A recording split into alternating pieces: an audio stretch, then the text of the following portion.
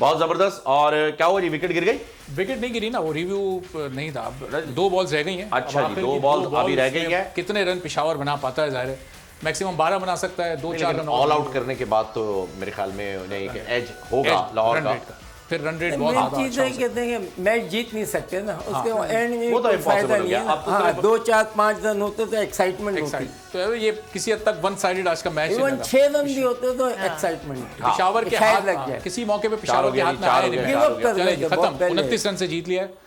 तो लाहौर कलंदर्स की शानदार परफॉर्मेंस। पिछला मैच हारे लेकिन एक बार फिर कमबैक किया। क्योंकि जो मेन प्लेयर थे वो उन्होंने परफॉर्म नहीं किया अर्ली ऑन, क्योंकि जब आपके पास 200 के करीब रन है तो आपको ओपन का स्टार्ट अच्छा मिलना चाहिए, फिर मिडिल में आके फिर एक्सेलरेट करें। और लाहौर कलंदर से जमान ने जो है वो आज सरप्राइज एंट्री दी है। नहीं, विकेट इन हैंड रख के ना खेले आप। वो शोएब मलिक ने बड़ा मायूस। मेन प्लेयर जो है, बड़े प्लेयर हैं, उनका काम यही होना चाहिए कि टीम को लेके चले और अपने आप एग्जाम्पल बने प्लेयरों के लिए। आज भाभी मैच देखने नहीं आई होंगी ऐसा लग रहा है, क्योंकि वो बहुत एक्साइटेड होकर खेलते हैं जब भाभी मैच देखने के लिए आती हैं। तो आज लग रहा है नहीं आए, लेकिन जमान ने बहुत अच्छी जो है वो आज बॉलिंग करा के पेशावर ज़ल्मी की पूरी टीम को हिला दिया है।